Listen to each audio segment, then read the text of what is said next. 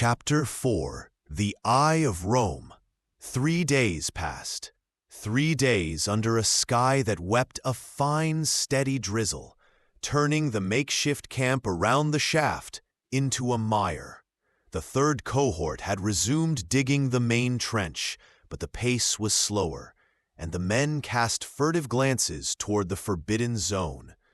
Marcus Flavius had enforced his orders with the severity the situation demanded. The whole had been covered with a heavy, tarred canvas, supported by a crude wooden frame, and guarded day and night by a double watch of his most reliable legionaries, men who knew how to keep their mouths shut. Silence was the watchword. Marcus had immediately reported to the prefect of the auxiliary cohort stationed at Magna, a burly Gaul named Duronius, who in turn had dispatched a rider at full speed southward to Eboracum, seat of the governor and of the Ninth's legate. The message was terse, encrypted, mentioning an anomalous structural finding of possible strategic importance requiring expert evaluation. No mention of blue lights or liquid metal. Not yet. The reply came on the third day, not from a lone messenger, but in the form of a small column. 10 auxiliary cavalrymen of the Ala Petriana escorting 3 civilians who looked conspicuously out of place. They dismounted with the stiffness of men unused to saddle, their travel togas streaked with mud. Marcus, alerted by a sentry, met them with Varro at the edge of the restricted zone.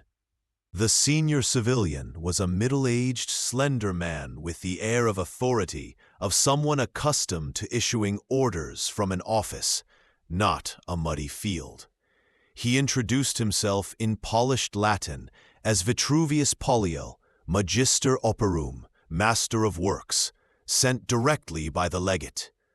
His sharp eyes swept the makeshift camp with obvious disapproval. Beside him, a younger, nervous man adjusted his Hispania-made spectacles and gave his name as Celsus, a scriba charged with documenting everything.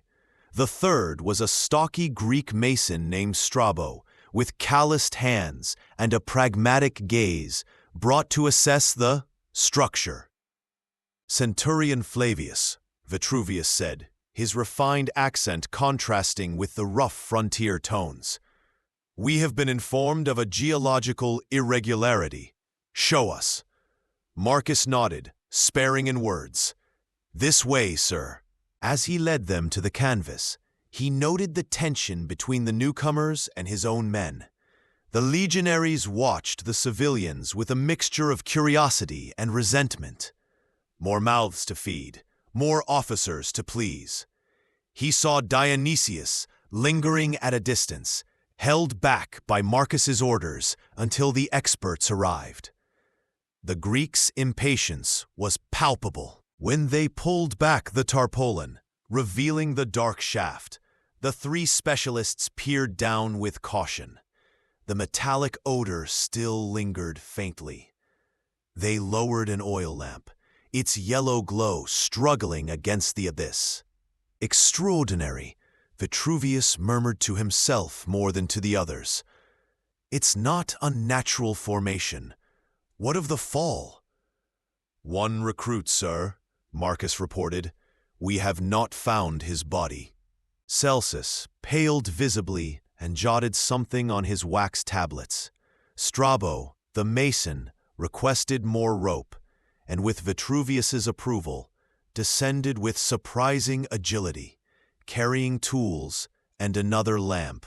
Several minutes of tense silence passed, broken only by the muted sounds of Strabo's work below.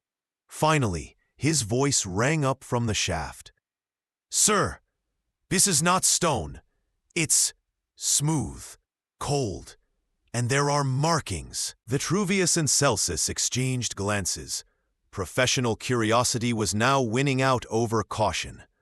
Marcus watched impassively, but a cold thrill ran down his spine. The markings Strabo described were the same symbols Dionysius had pointed out. A more formal descent was arranged. Despite his academic bearing, Vitruvius insisted on going down himself. Celsus remained above, pale, but diligently noting everything shouted up from below.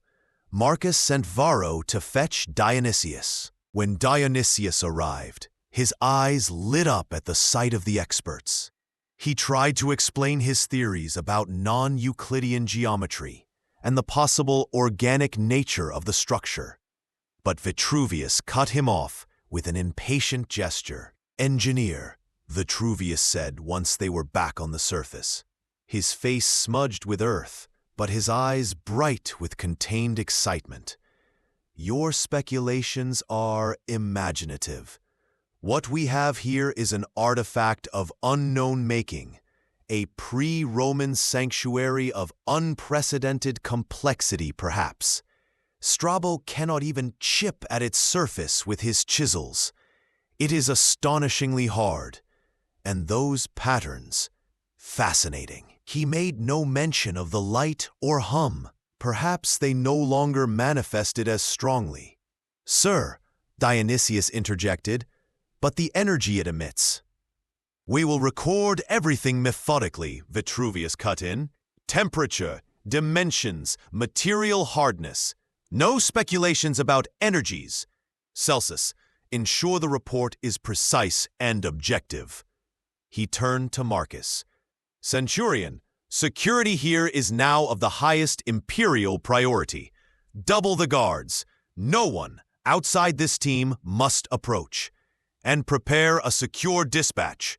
Tonight we send a detailed report directly to Emperor Hadrian in Rome. His divine majesty must be informed at once." Marcus saluted.